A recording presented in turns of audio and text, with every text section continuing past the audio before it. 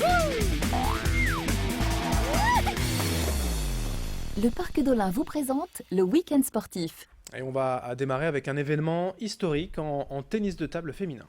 Oui, une fois n'est pas coutume, on démarre pas par du foot mais par du tennis de table. C'était les championnats de France ce week-end à Brest et il y avait deux représentantes de la région, puisque Xiaoxin Yang et Agnès Lelanic sont toutes les deux licenciées au CP Lys-les-Lannoy, qu'on connaît bien, dont on parle souvent. Et elles ont décroché toutes les deux, d'abord en double, elles ont décroché un titre en battant en finale la paire tête de série numéro 1. Donc ça c'était déjà historique, puisque jamais certaines représentantes du CP Lys n'ont décroché de titres nationaux. Et puis peu après, c'est Xiaoxin Yang qui a décroché son premier titre national face à Jia Nan Yuan, qui était pourtant double tenante du titre. Et pourtant, c'était assez mal engagé, puisqu'elle était menée 2-7-0. Elle a perdu les deux premières manches 11-7 et 11-7. Ensuite, elle a gagné la troisième 11-8. Puis à nouveau, elle a pris une sévère addition dans la quatrième manche 11-4. Et puis, tout doucement, elle s'est remise en selle. 11-5, 11-7, 11-5 et voilà son premier titre de championne de France pour Xiaoxin Yang. C'est mérité, elle a fait une très très belle saison en interclub avec le CP Lys-les-Lannoy et d'ailleurs avec leur copine Bernie, eh bien elles repartent à l'assaut du championnat dès ce mardi à Saint-Quentin dans le cadre de la 12e journée de Pro A afin de conserver la deuxième place parce que le titre vraisemblablement il est dévolu à l'équipe de Metz. Avant, bien sûr, la finale de la Coupe d'Europe dont on reparlera d'ici là sur Grand Lille TV. Allez, du football et la région a fait mal aux Corses. Absolument. D'abord avec cette victoire du LOSC, 4-2 face au Gazélec d'Ajaccio, face à une équipe qui était très remontée parce qu'elle lutte pour son maintien. Eh bien, Lille n'est pas tombé dans le piège. Beaucoup de maîtrise, même s'ils ont ouvert le score 1-0, même si les Corses sont revenus à hauteur un partout, eh bien, les Lillois ne se sont pas affolés, même lors des moments de tension, parce que c'était un match assez tendu. Il y avait le public qui a vraiment pressé derrière ses joueurs.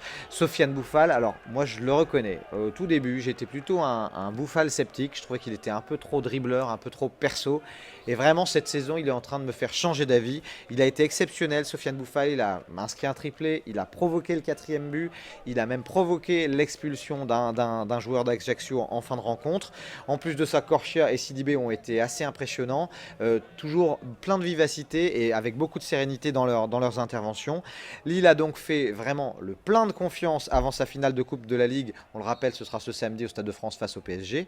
Et puis Lille, du côté du championnat, est aussi 6e de Ligue 1 à 4 points du podium et seulement à 2 points d'une place européenne, puisque Nice et Saint-Etienne sont respectivement 3e et 4e du championnat, seulement 2 petits points devant. Donc tous les espoirs sont permis. Quelle fin de saison pour les hommes de Frédéric Antonetti. Tout va bien, on ne pensait pas pouvoir dire ça effectivement quand on était en septembre-octobre. Tant mieux pour les Dogs et leurs supporters. Un mot de Ligue 2 et là encore le RC Lens peut y croire. Ouais, et de la même manière, les Lensois ont fait souffrir les Corses d'Ajaccio, mais là cette fois-ci il s'agit de l'AC Ajaccio. 2 buts en début de seconde période ont suffi pour s'imposer devant un public qui se met déjà à rêver de Ligue 1. Le Racing est désormais 4e de Ligue 2 à un petit point de Metz seulement. Metz ça aurait même pu être mieux parce que Metz s'est malgré tout imposé ce week-end 3-0 face à Bourg-en-Bresse. Ce sera dur mais c'est clairement possible. Et il faut rendre honneur à Antoine Camboiré qui, avec un effectif, disons-le, qui n'est pas exceptionnel, est en train de jouer clairement les premiers rôles de Ligue 2. Ça s'est bien passé aussi, d'autant que le Red Star et le Havre ont marqué le pas ce week-end puisqu'ils se sont inclinés.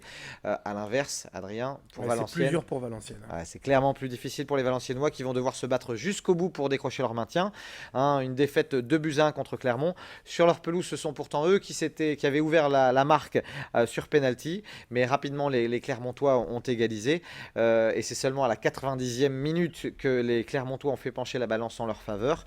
Cette saison, c'est vraiment une récurrence. La difficulté de VA à se mettre à l'abri, ça leur porte préjudice souvent. Valenciennes reste à 36 points, 2 points devant Niort et 4 points devant Évian et Créteil, mais la zone rouge n'est pas si loin. Il faut absolument une victoire pour enfin pouvoir souffler et compter sur le maintien. Un petit mot quand même du derby en national. Juste pour vous dire que c'est Dunkerque qui est allé gagner à Boulogne. Dunkerque est 6e de national, une victoire des Dunkerquois 2-1 face aux Boulonnais. Alors, l'autre événement du week-end dans la région, l'événement peut-être seulement, c'était la 11e route du Louvre. Ouais, 11e édition réussie avec du monde, de l'ambiance et puis un beau ciel bleu. Il n'aura manqué que les records sur le plan sportif.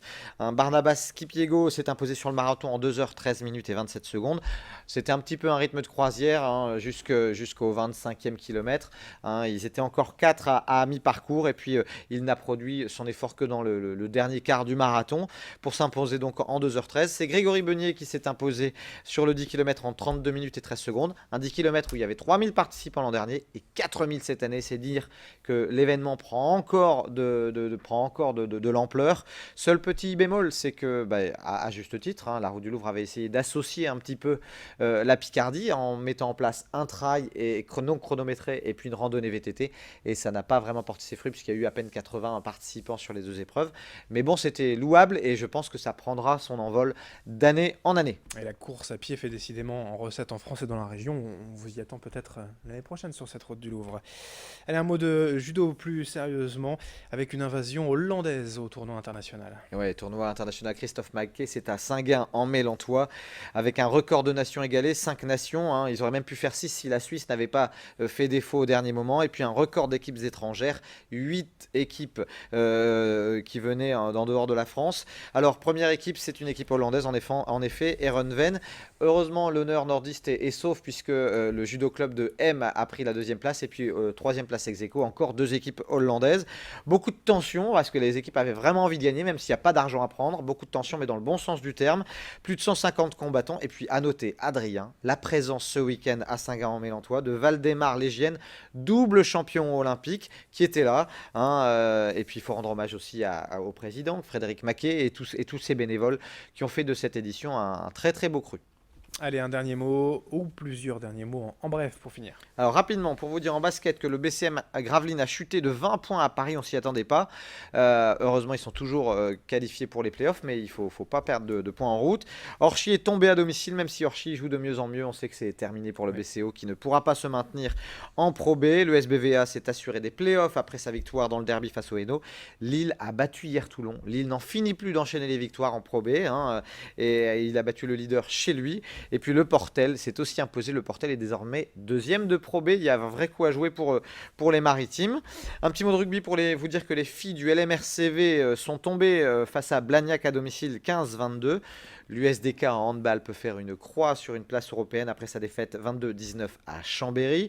En volley, une bonne nouvelle pour les volleyeurs tourquenois puisque dans le match d'appui des quarts de finale de play-off, ils ont battu 3-0 Plessis-Robinson et du coup ils sont dans le dernier carré des play-offs de Ligue B. Et puis un mot de waterpolo pour vous dire que les joueurs de Douai ont assuré leur maintien après leur victoire 11-9 contre Noisy-le-Sec. Voilà, on était complet pour ce week-end sportif avec vous, Guillaume. Belle semaine, on se retrouve vendredi. À vendredi, bonne semaine à tous. Merci de nous avoir suivis. Dans un instant, la suite du programme sur Grand Lille TV.